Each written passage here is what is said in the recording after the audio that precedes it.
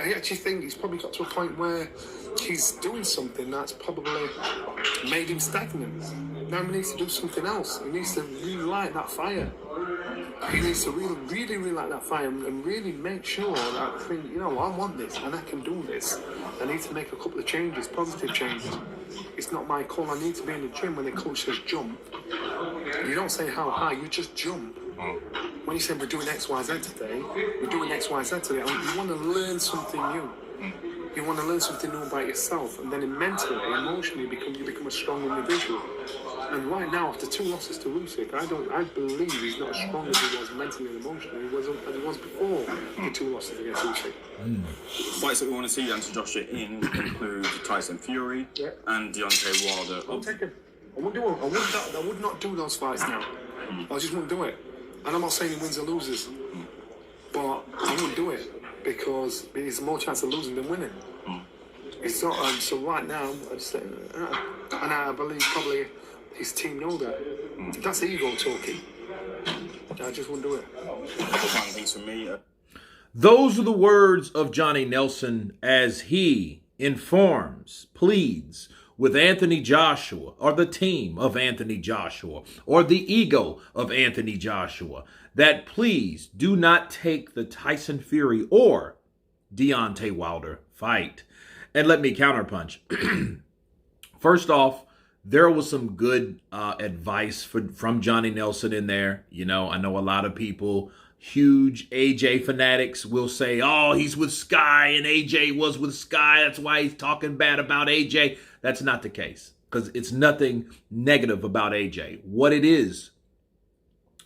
was saying is, hey, he needs to get something and learn something new, and learning something new will hopefully gain back the mental strength and the mental health power that he needed, okay, or he needs to prevail to the next step in his career, okay, if he wants to continue fighting. That's if he hasn't made too much money, because we still don't know that if that's not the case or not.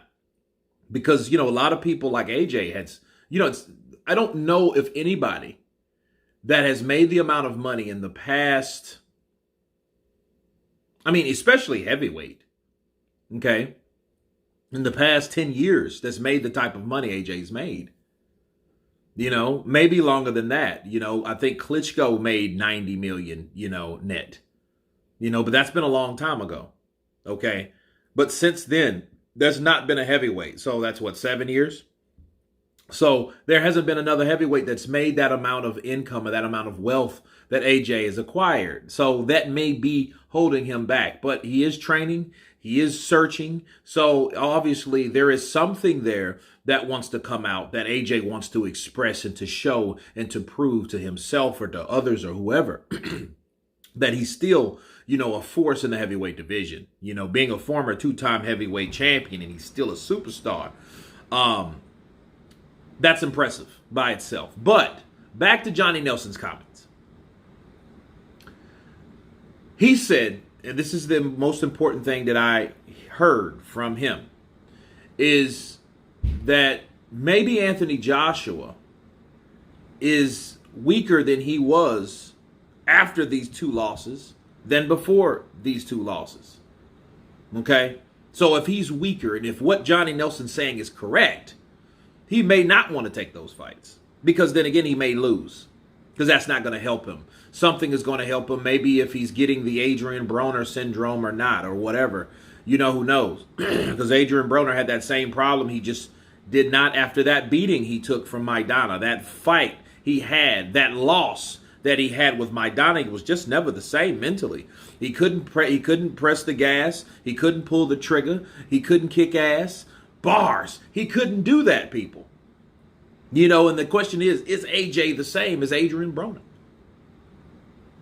We don't know. That's the thing. We really don't know what's going on with AJ. But I do believe that based on how AJ reacted after the second Usyk loss, more than likely he is in worse mental condition. Or let me phrase that right. He's worse off mentally than he is or than he was before he lost to Usyk. Okay? Because this is the second consecutive loss by the same guy. Okay, the question you ask yourself is, what if AJ would have lost in 2019 of December and he would have took those L's by Andy Ruiz instead of Alexander Usyk? You know what I mean? Where would he be now? That's where we're at right now with Anthony Joshua. Sure, he's looking, he's searching, but we don't really know what his future is going to hold. Now, I think it was because of the opponent. Okay, I think Andy Ruiz was something that many factors were involved with that, to be real, to be honest. But, I think that was just a bump in the road because he avenged that loss, and it's only one man that has beaten him and that has blatantly beaten him and without, revenge. So there you go with Alexander Usyk. And if he beats Tyson Fury, I don't think anybody would care anyway. So I think a lot lies on the career of the person that prevailed versus the career that the person that didn't.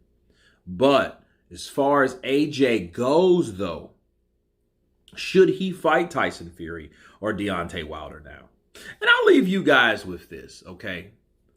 There was once upon a time where AJ was froze out, or he was attempted to be frozen out. $100 million couldn't get these cocksuckers in the ring, okay? Tyson Fury in 2019 signed his 80 million pound deal with ESPN for his 5 fights or whatever it was.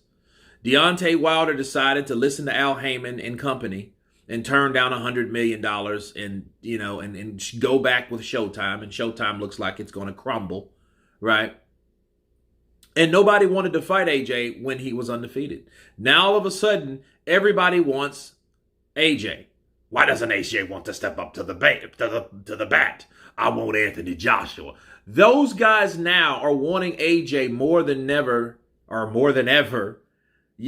since he's taken an L. That's what I see. Okay, so if he's still has the fire, if he doesn't, what is important is why are you guys so hard up to fight him now as opposed to a few years ago? You didn't want to do shit with him.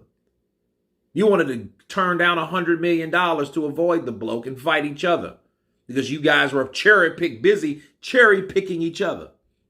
That's the reality of it. Now everybody wants some of AJ because they're like, oh man, he's weak, he's vulnerable, he's wounded, he's mentally not there. Oh, let's get him now. You remember Deontay Wilder? Oh yeah, he begging for the fight now. Back in 19, I'm like, I thought he was a coward and he was scared. What the hell? Fight him. You wanted to fight Tyson Fury and he turned his back on you by taking an ESPN deal. Okay, that's what happened in that whole scenario. And then Wilder didn't even fight Tyson Fury anyway, and then Joshua took that L, right? And it really didn't matter anyway because, where Wilder was, parading, high-fiving, and fist bumping, he's soon to take his first L the year later. Should I say less than a year later? But anyway, just leaving that with you guys. You guys tell me what you think of Johnny Nelson's comments. Please do not fight Deontay Wilder nor Tyson Fury at this point of your career. AJ, of course, please subscribe. And you guys been Counterpunch. Peace.